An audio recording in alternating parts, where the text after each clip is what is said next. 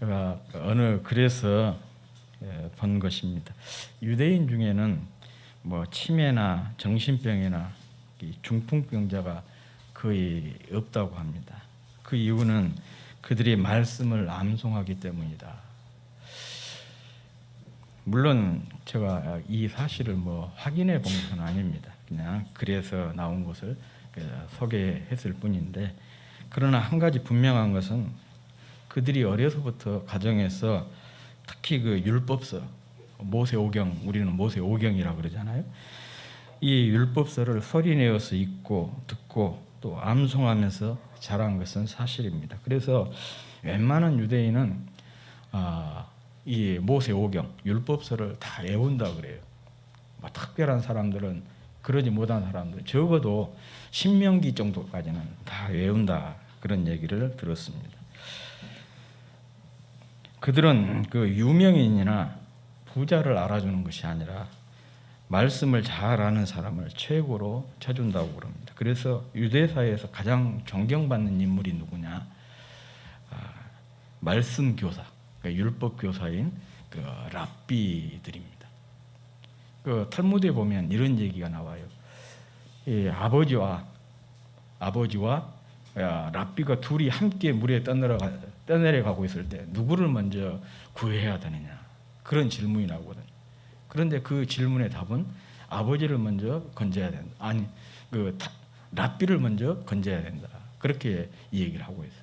그만큼 랍비를 소중하게 여긴 것이죠. 물론 아버지도 육신의 부모니까 소중하지만 아버지는 육신의 부모이고 랍비는 영혼의 부모와 같이 이 영적인 일을 우리에게 돕는 분이기 때문에 그런 것 같습니다. 물론 우리 사회에서도 군사부 일체 그렇게 얘기하지만 유대 사회에서는 이 군사부 일체가 아니고 그보다 더 랍비를 더 높이 쳐준 사회가 유대 사회였습니다. 주님 당시에 많은 유대인이 이 나사렛 벽촌 출신인 가난한 목수였던 주님을 그토록 놀라면서 또 주님을 따른 이유도 바로 여기에 있습니다. 어떤 랍비가 어느 마을에 왔다 그러면 많은 그 어머니들이 아이를 데리고 나와가지고 랍비에게 그 축복을 받기를 원했거든요. 마태복음에도 그런 장면이 나오죠. 예수님께서 어떤 마을에 갔더니 많은 어머니들이 아이들을 안고 나와서 자기 아이 머리에 손을 얹어주기를 원한다. 이 축복해 주기를 원한다. 그런 것이거든요. 그런데 제자들이 쫓아냈잖아요. 에이, 애들 가라. 그러면서 그 아이들을 이렇게 데려온 부모들을 밀쳐내니까 예수님이 뭐라고 말씀하셨어요? 아이들이 내게 오는 것을 금하지 말라. 바로 이들이 천국의 주인공이다. 그렇게 말씀을 하셨어요. 바로 이것은 예수님이 랍비였다. 유명한 랍비라는 하나의 객관적인 증거인 것이거든요. 그리고 마태복음 7장 29절에서는 이렇게 말씀을 하고 있습니다. 이는 그의 가르치시는 것이 번이 있는 자와 같고 그들의 서기관들과 같지 아니함일러라. 유대인들이 생각할 때 예수님을 아주 탁월한 랍비로 여겼다. 그래서 예수님의 말씀 듣기를 원했고 또 예수님의 말씀에 큰 권위를 부여를 했다. 그런 의미입니다. 우리 기독교에서도 유대인과 비슷한 삶을 살았던 사람들이 우리 기독교 역사에 있습니다. 그들을 가리켜서 청교도라 그렇게 부르거든요. 그들 역시 자녀 교육을 굉장히 중요하게 생각을 했는데 그들의 교육 목적은 성경 공부에 있습니다. 그들은 14살 때까지 어머니가 다른 직업을 갖지 않고 가정에서 아이에게 성경 암송을 시키고 성경 공부를 시켰습니다. 인사를 해도 이렇게 했다고 그래요. 말씀으로 심령이 흠뻑 젖기를 바란다. 말씀으로 마음을 가득 채워라. 그런 뜻을 가진 saturated라고 그렇게 인사를 해야 돼요. 영어 그 saturated라고 하는 단어의 뜻은 이런 의미예요. 흠뻑 젖어서 넘치는 것을 뜻합니다. 즉 안에서부터 가득 채워져서 밖으로 흘러 넘치는 그런 모습을 보여주는 것이 saturated예요. 이렇게 말씀을 심령에 가득 채워서 흘러 넘치도록 사는 것을 인생의 최고의 목적으로 삼았던 사람들이 누구냐? 바로 청교도들이라는 것입니다. 우리도 금년 한 해 주님의 말씀에 흠뻑 젖어서 말씀이 흘러넘치기를, 또 주님의 복에 흠뻑 젖어서 그 복이 흘러넘치기를 소원합니다. 정말 주님의 사랑과 은혜에 흠뻑 젖어가지고 그 사랑과 은혜가 여러분의 삶에서 흘러넘치기를 축복합니다. 그래서 이 시간에는 알찬 성장을 위한 주님과 친밀감 쌓기, 지난주일 끊임없는 대화에 이어서 두 번째로 계속 묵상하기에 대해서 은혜를 나누고자 합니다. 성경에서 가장 긴 장으로 되어 있는 시편 119편은 몇 가지 특징이 있습니다. 우선 22개의 히브리 알파벳 순서를 따라서 8절씩 한 묶음으로 되어 있습니다. 그래서 모두 22개 단락 176절로 되어 있고, 또 말씀을 뜻하는 여러 유사어를 사용해서 거의 모든 구절에서 말씀과 관련된 단어들이 나오고 있는 것이 119편의 특징 중에 하나입니다. 이 119편의 주제는 말씀 예찬이라고 할 수가 있습니다. 오늘 본문은 이 119편의 두 번째 단락으로 매 구절이 히브리 알파벳 두 번째 글자인 베트로 시작을 하고 있고, 12절을 제외한 모든 구절이 전치사로 시작하고 있는 것이 오늘 본문의 특징입니다. 오늘 본문의 핵심 단어는 기쁨이고 행복입니다. 이 기쁨과 행복을 말씀과 관련해서 말하고 있는 것이 오늘 본문입니다. 또한 이 기쁨과 행복은 주님과의 친밀함을 누릴 때 누리게 되는 복이 바로 이 기쁨과 행복이에요. 왜냐 그러면 예수님이 바로 기쁨이고 예수님이 곧 행복 그 자체이시기 때문에. 뿐만 아니라 예수님은 어떤 분이시냐? 우리가 신라곤 얘기하잖아요. 잃어버린 에덴. 그 잃어버린 에덴을 우리에게 회복시키기 위해서 오신 분이시고, 그 잃어버린 에덴을 다시 가져오신 분이 누구냐? 예수님이잖아요. 그리고 이 말은 곧 말씀과 주님과의 친밀함이 깊은 관련이 있다는 그런 뜻이기도 합니다. 왜 그러냐 그러면 말씀이 곧 예수님이기 때문에 그래요. 요한복음 1장 14절에서 말씀이 육신이 되어, 그런 표현이 있잖아요. 이걸 한자로 성육신이라 그러는데, 예수님이 바로 말씀인데 인간의 몸을 입고 이 땅에 오신 분이라. 그래서 성육신, 말씀이 육신이 되었다, 그렇게 얘기를 하고 있는데, 주님과 말씀이 곧 주님이기 때문에 말씀과 주님과의 친밀함이 깊은 관련이 있다는 것이죠. 오늘 11절 말씀을 보면 말씀이 이것을 잘 보여주고 있습니다. 11절 우리 다 같이 한번 읽어보겠습니다. 시작. 내가 주께 범죄하지 아니하려 하여 주의 말씀을 내 마음에 두었나이다. 이것은 이 시인이 기쁨의 삶, 행복한 삶을 산 비결에 대한 그런 말씀입니다. 우리가 잘 아는 대로 인생의 모든 불행은 주님과의 멀어짐 혹은 단절이 있습니다. 다시 말하면 주님과 친밀하지 못한 데서 비롯된 것이죠. 그 중심에 무엇이냐? 죄가 있는 것입니다. 죄는 우리를 주님과 멀어지게 하고 주님과의 관계를 단절시켜서 친밀감을 갖지 못하도록 만듭니다. 그래서 죄를 주님과 우리 사이를 가로막는 담이라 성경은 그렇게 얘기를 하고 있는 거예요. 우리가 예배 시작을 하면서 고백의 기도를 드린 이유도 바로 거기에 있습니다.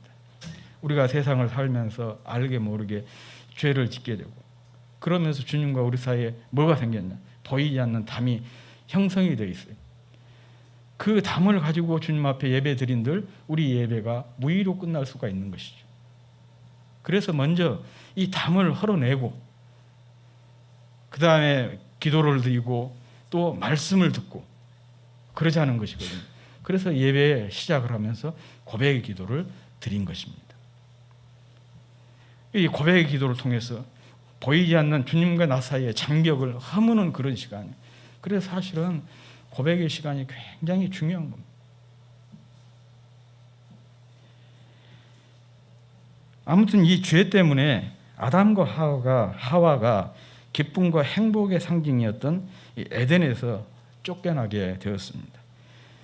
이런 그들에게 찾아온 것은 두려움이고 부끄러움이고 노동의 수고와 해산의 고통이었습니다. 인생이 참된 기쁨과 행복을 잃어버린 이유가 바로 여기에 있습니다. 그런데 말씀이 이 죄를 막아주는 방패이고 또 이 죄를 죽이는 백신이라 그런 뜻입니다. 그래서 본 9절에서 시인은 죄로부터 자신을 지켜내기 위해서 말씀을 자기 마음에 두었다, 이렇게 고백을 하고 있는 것입니다. 여기서 두다는 말은 히브리어로 차판이라고 하는데요, 간직하고 저장하고 비축한다, 그런 뜻입니다. 즉 소중한 물건이나 사람을 숨겨놓고 안전하게 지킨다는 그런 의미예요. 시인은 말씀을 그렇게 하고 있다, 그런 고백인 것입니다. 그러면 말씀을 어떻게 마음에 간직하고 차곡차곡 저장하고 비축할 수가 있을까? 어떻게 말씀을 우리 마음에 깊이 간직할 수가 있느냐, 둘 수가 있느냐, 그런 얘기예요. 그것이 바로 묵상입니다. 계속해서 묵상하는 거예요. 오늘 본문의 표현대로 말하자면 작은 소리로 읊조리는 것입니다. 전 그 번역이죠. 개역 성경에서는 이 작은 소리로 읊조리라를 전부 묵상으로 번역을 했어요. 그런데 이 묵상이 히브리어 원어에 조금 가깝지 않다. 그래서 작은 소리로 읊조리다 개역 개정 성경에서는 이렇게 번역을 하고 있는데, 이 말은 우리 단어 그 암송이라고 하는 단어와 가깝죠. 말씀의 의미를 생각하면서 계속 암송하고 있는 그런 모습, 이게 바로 이제 소위 말하면 읊조리는 것입니다. 이렇게 말씀을 작은 소리로 읊조리는 것, 계속적인 묵상이 말씀을 마음에 두는 것입니다. 말씀을 마음에 간직하고 차곡차곡 저장하고 비축하는 것입니다. 그리고 이것이 성숙한 성장을 위해 말씀과의 친밀함을 쌓는 또 하나의 비결인 것입니다. 그렇습니다. 말씀을 가까이 하는 것이 주님을 가까이 하는 것입니다. 말씀을 사랑하는 것이 주님을 사랑하는 것입니다. 말씀을 소중히 여기는 것이 주님을 소중히 여기는 것입니다. 말씀과의 친밀함이 주님과의 친밀함을 결정하기 때문인 것입니다. 즉 말씀에 대한 태도가 주님에 대한 태도를 결정짓기 때문이에요. 우리는 보이지 않는 하나님을 섬기는 사람들 아니겠습니까? 그런데 보이지 않는 하나님을 어떻게 우리가 사랑하고, 또 보이지 않는 하나님을 어떻게 소중히 여기고, 또 보이지 않는 하나님을 어떻게 우리가 존중할 수가 있겠어요? 그 비결이 바로 말씀과 관련이 있다는 것이죠. 말씀을 사랑하는 것이 주님을 사랑하는 것이고, 말씀을 가까이 하는 것이 주님을 가까이 하는 것이고, 말씀을 소중히 여기는 것이 주님을 소중히 여기는 거예요. 왜 그러냐? 말씀이 곧 주님이시기 때문에 그런 것입니다. 그래서 수많은 믿음의 경건한 믿음의 사람들이 말씀을 사랑하고 말씀을 사모하고 말씀을 소중히 여기고 말씀을 가까이 한 이유가 바로 여기에 있습니다. 그러므로 말씀을 계속 묵상해서 마음에 두는 것이 주님과의 친밀함을 결정짓습니다. 이와 같은 친밀함을 통해서 성숙한 영적 성장이 이루어지게 되는 것입니다. 그러면 어떻게 말씀을 계속 묵상하면서 마음에 들 수가 있을까? 어떤 사람이 이 말씀을 계속해서 묵상하면서 그 말씀을 마음에 들 수가 있을까? 그것은 바로 말씀의 가치를 알아야 되는 거예요. 말씀의 가치를 아는 사람만이 이 말씀을 계속해서 묵상할 수가 있고 그 말씀을 마음에 들 수가 있습니다. 사람은요, 가치를 추구하는 존재입니다.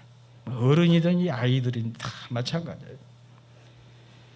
문제는 어디에 가치를 두느냐, 그 차이가 있는 것이지 사람은 누구든지 다 가치를 추구하는 존재예요. 그래서 자신이 생각해서 가치가 있다고 판단하는 것에 시간이나 열정이나 물질을 투자하게 됩니다. 이것을 철학적으로 뭐라고 얘기해요? 가치관이라. 그렇게 얘기하는 거 아니겠습니까? 가치관이 어떠냐에 따라서 이제 그 사람의 질이 조금 달라지는 것이지, 가치관이 없는 사람은 없어요. 이게 바로 이 인간의 그 모습이거든요. 가치를 추구하는 존재. 앞에서 두 다에 해당되는 히브리어가 소개를 했죠. 차판이다. 그런데 이 단어에 간직하다, 숨기다는 뜻이 있다고 했는데, 이는 너무 소중하고 중요하기 때문에 깊이 숨겨놓는 것, 깊이 간직하는 것을 뜻합니다. 우리가 그렇지 않습니까? 귀중품을 함부로 여기저기 던져놓지 않습니다. 잃어버리지 않도록, 누군가가 훔쳐가지 않도록, 못하도록, 함부로 망가뜨리지 못하도록 소중히 간직하거나 은밀한 곳에 깊이 숨겨둡니다. 그러므로 하나님의 말씀을 마음에 두려면, 말씀을 계속해서 묵상하려면 말씀을 보물처럼 소중히 여겨야 됩니다. 말씀을 존중해야 한다. 그런 말씀이에요. 그래야 마음 깊이 간직하기 위해서 계속해서 작은 소리로 읊조리게 묵상하게 되는 것입니다. 크게 성공한 어떤 분의 이야기입니다. 그는 평생 하나님께 많은 복을 받고 노년에도 여전히 왕성하게 쓰임받고 있는 그런 분인데, 그는 항상 식사하기 전에 먼저 말씀을 읽는다고 해요. 심지어는 시간이 없어가지고 둘 중에 하나를 포기해야 한다면 식사를 포기하고 말씀을 읽는데요. 참 이런 분 쉽지 않죠?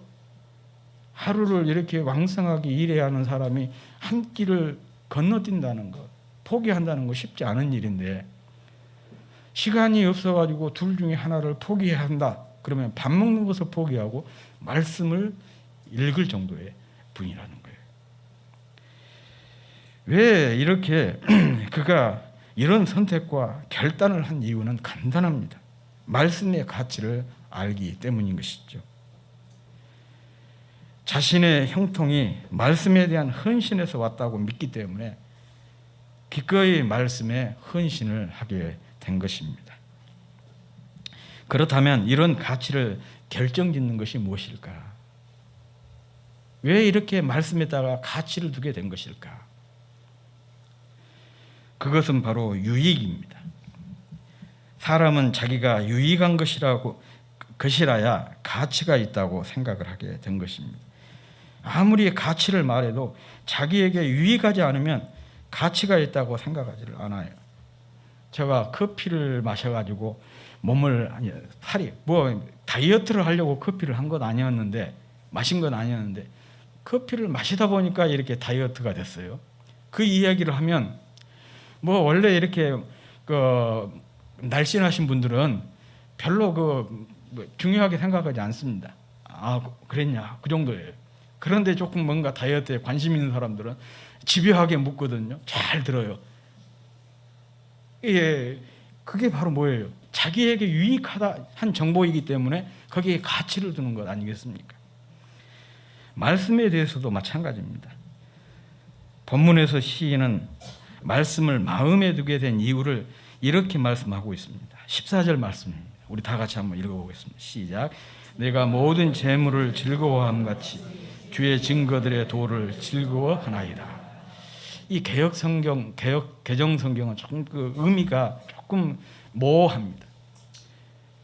표준 세번역을 보니까 이렇게 번역을 해놓았어요. 조금 더 분명해요. 주의 교훈을 따르는 이 기쁨은 큰 재산을 가지는 것보다 더 큽니다. 세번역에서는 이렇게 표준 세번역에서는 이렇게 번역을 하고 있습니다. 주의 교훈을 따르는 이 기쁨은 큰 재산을 가지는 것보다 더 크다. 말씀이 주는 기쁨이 세상의 모든 재물이 주는 기쁨보다 크다는 그런 고백입니다. 사실 재물이 주는 기쁨은 실로 크지 않습니까? 이것 때문에 울고 웃는 것이 인생이고, 이것 때문에 온갖 고생과 심지어는 수모도 견디지 않습니까? 왜 그러냐? 그만한 유익이 있기 때문에 그런 거예요. 정말 그 재물이라고 하는 것은 많은 유익을 줍니다. 그래서 이렇게 얘기한 사람들 있잖아요. 돈이 만능이다. 돈이 만능이다. 왜 그러냐? 이 돈만 있으면 못할 일이 없기 때문에 그렇다는 것이거든요. 실제로 가만히 보면 돈만 있으면 못할 일이 거의 없을 만큼 이 자본주의 시대에서는 돈이 만능인 그런 시대 아니겠습니까? 그런데 시인은 이 재물이 주는 기쁨보다도 말씀이 주는 기쁨이 더 크다는 것이죠.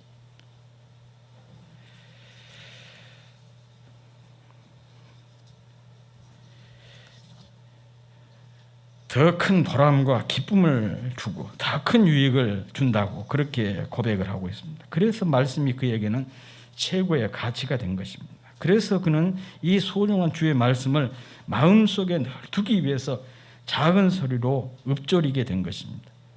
주의 말씀을 사랑해서 종일 작은 소리로 읊조리고 늘 읊조리고 또 조용히 읊조리면서 새벽녘에 눈을 뜨고 주님의 말씀으로 말미암아 하루에 7번씩 찬양을 하였습니다. 그 유익을 아니까 그 가치를 유익을 알고 가치를 인정하는 사람이 마땅한 그 모습 아니겠습니까?